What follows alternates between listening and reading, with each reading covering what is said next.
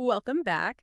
Take a second and think about your own childhood. Does it feel completely different from how kids grow up now? Are they more stressed out, maybe more anxious? What's really going on? And is there one single reason for it? Jonathan Haidt certainly thinks he's found it in his book, The Anxious Generation. And today we're going to really examine his claims.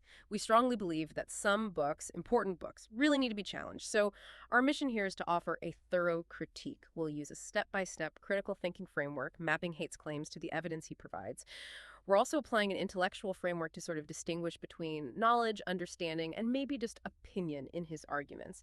And we'll look at his ideas through the lens of the Golden Rule and even the U.S. Preamble to check for ethical balance before wrapping up with a logical analysis and a balanced conclusion. And just so you know, you're listening to a unique two-host AI conversation powered by Google's NotebookLM, designed for a deeper, more dynamic book critique. So Haidt's main idea in The Anxious Generation is pretty striking. He calls it a great rewiring of childhood.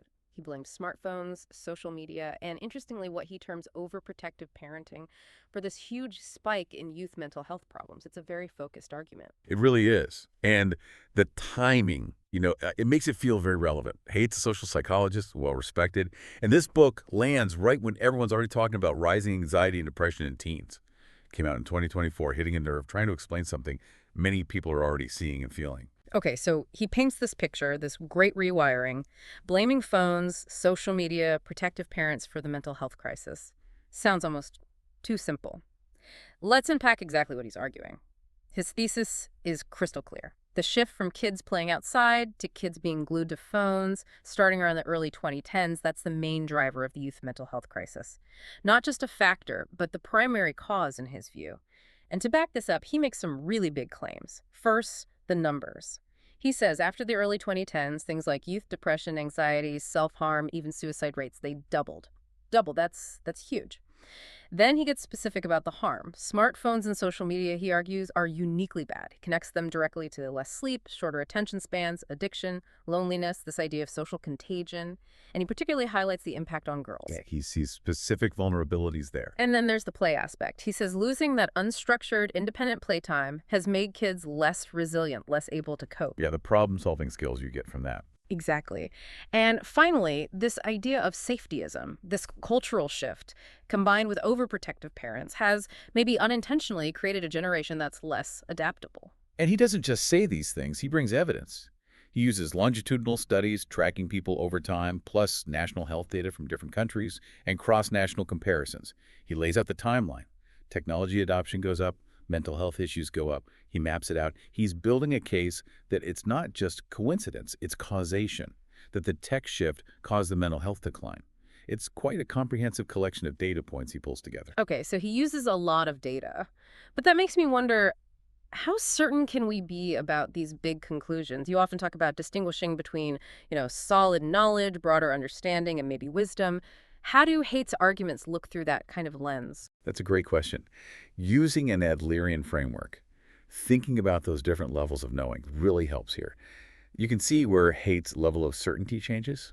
For instance, claims like social media causes anxiety symptoms.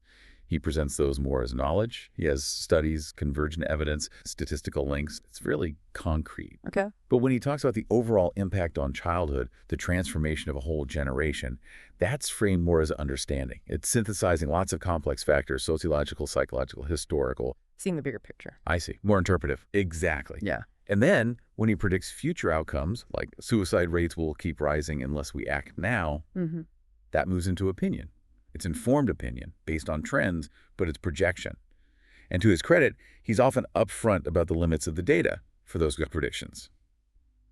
It's crucial for you listening to notice these shifts in certainty. Is he stating a fact, explaining a complex interaction, or making a prediction? That makes sense. But when an author is making such an urgent case, like Haidt is, pushing for big changes, doesn't that sometimes blur the lines between, say, understanding and knowledge? How well does he keep those distinctions clear when he's advocating so strongly? That's always a challenge in social criticism, isn't it? Especially when the issue feels so urgent. Haidt does try to signal these shifts. You'll see phrases like, the evidence suggests, or we need to consider, when he moves towards understanding or opinion. But yeah, the overall push of the book is for immediate action, That drive can sometimes make the distinctions feel a bit subtle if you're not reading very closely. He's trying to spark change, and that momentum can sometimes, perhaps unintentionally, make interpretations feel like established facts. It takes careful attention from the reader. Okay, we've looked at his arguments, the evidence, the different levels of certainty, but what about the ethics? What about the doing part? If we use the golden rule, like how do we want our kids treated? How do his solutions, like no phones before high school, really stack up for everyone? That's a critical perspective. And his main proposals, like delaying smartphone access and creating phone-free schools, are definitely framed with that ethical reciprocity in mind. The idea is to protect all kids from these potential harms. He's essentially asking adults to create an environment they'd want for their own children, applying a kind of universal standard. He considers different groups, kids, parents, schools, even tech companies, arguing for a shared responsibility. But, as critics point out, that's where potential ethical wrinkles appear. First, there's the issue of children's agency. How much say should young people have in rules that affect them so directly? Balancing protection with their developing autonomy is tricky. Yeah. Maybe more importantly, what about marginalized youth?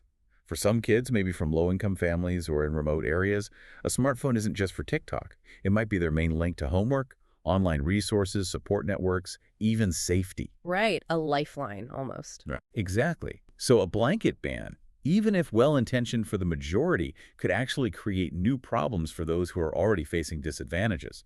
It makes you ask if the golden rule needs more context, more nuance for different situations. That's a really important consideration. Context matters. It's not just about the average kid, but about fairness for every single child. Thinking deeply like, this is what we aim for.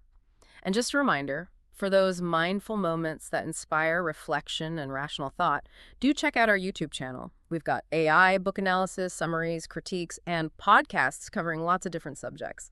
So broadening out again, if we connect Haidt's ideas to bigger civic goals, like those in the U.S. Preamble, how does his book fit in? Or maybe where does it create tension? He definitely touches on several core ideals and, yeah, highlights some tensions. Take Form a More Perfect Union. Haidt discusses how toxic online stuff can divide society. So his argument implies that fixing the digital environment could actually help bring people together, reduce some of that polarization. Okay, that makes sense. Then you have justice and welfare.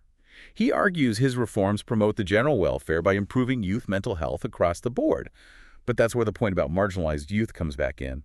If restricting tech access isn't done carefully, with alternatives provided, could it create new injustices? Does it truly benefit everyone equally? That's a key question. A potential gap there. A potential gap, exactly. And finally, there's a big tension with liberty and tranquility. Haidt proposes limits on tech use. He frames this as necessary for public mental health, for the collective tranquility of the youth. This forces us to think about balancing individual liberty, the freedom to use tech, with the communal well-being. How much restriction is justified for the greater good? Haidt argues it's a necessary trade-off, almost a civic duty. Okay, so we have this clear diagnosis, these bold solutions. Let's get into the logic. When we really scrutinize the structure of his arguments, what are the strongest logical points, and where should we maybe pause and think twice? Logically, the book's power comes from presenting really clear data trends side by side. The timing's undeniable. Smartphones and social media took off in the early 2010s, and we saw this sharp rise in youth mental health issues. And the mechanisms he proposes for how tech could cause harm, sleep loss, social comparison, addictive loops, they're plausible, they make sense theoretically. Right, the correlation is strong. Very strong. But the weakness, logically speaking, is the risk of the post hoc ergo propter hoc fallacy. Just because B happened after A doesn't automatically mean A caused B. The correlation isn't causation problem. Exactly. While the link is compelling and the mechanism's plausible, it's incredibly hard to prove that smartphones and social media are the primary cause, separate from everything else happening around that time. Think about the economic recession's lingering effects, increased school pressures, changing family dynamics, global anxieties. Lots of things were shifting. So confounding variables. Precisely. Attributing the crisis mainly to tech simplifies a very complex reality.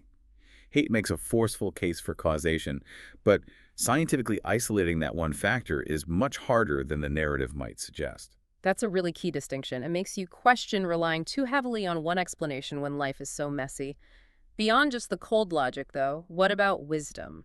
Practical wisdom, phronesis, as the Greeks called it. Knowing how to act well in complex situations for the common good. How does Haidt approach that? I think his call for reforms definitely taps into that idea of practical wisdom. He's not just analyzing data, he's proposing concrete actions based on social science and ideas about what helps people flourish. He's asking, fundamentally, what's the wise thing to do here for our kids' well-being? Moving beyond just problem identification. Exactly. The outcomes he hopes for, more resilient kids, more connected communities, healthier adults, these are presented as desirable goals requiring collective effort. It's about finding systemic interventions that aim for the common good, acknowledging it's complex and needs broad cooperation. That focus on long-term flourishing and practical action aligns well with the concept of phronesis. Okay, we've taken this apart from several angles. Let's try to synthesize. What would you say are the biggest strengths of the anxious generation? Why has it resonated so much?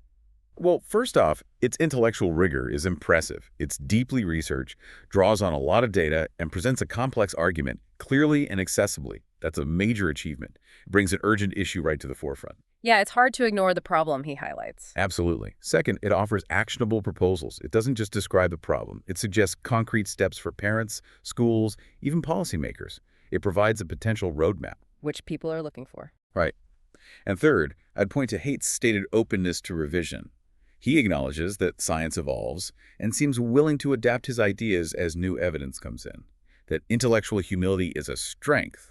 So overall, it's a persuasive, data-rich wake-up call about childhood in the digital age, rooted in genuine ethical and civic concern. A strong case for its importance. But, as with any critique, we also need to look at the weaknesses, the unresolved issues. What are the main points where the book perhaps falls short or leaves questions unanswered? Well, the biggest one we keep coming back to is causality versus correlation. Really proving digital tech is the main driver, separate from all other societal factors, is still a huge challenge. Critics feel it might oversimplify a very complex issue. Okay, the causality piece. What else? Second, the treatment of marginalized perspectives could be deeper. The potential negative impacts of his proposed solutions on disadvantaged youth aren't fully explored, raising questions about equity. The fairness angle again. Yes. And third, there's that tension around children's agency. The solutions are largely adult-driven. There could be more emphasis on involving young people themselves in designing solutions for their own digital lives, empowering them, not just protecting them. So as you think about all this, consider how we can best support the next generation. Is it more restriction, more education, maybe something else entirely? How to find that balance between protection and fostering their independence and resilience in this digital world? Our critique today aimed to give you a thorough look using a systematic framework to evaluate the claims, ethics, and logic of the anxious generation. Click the link on screen for the in-depth book analysis. Subscribe, share, purchase via link, and think rationally. See the many genre-based book podcasts at our YouTube channel website.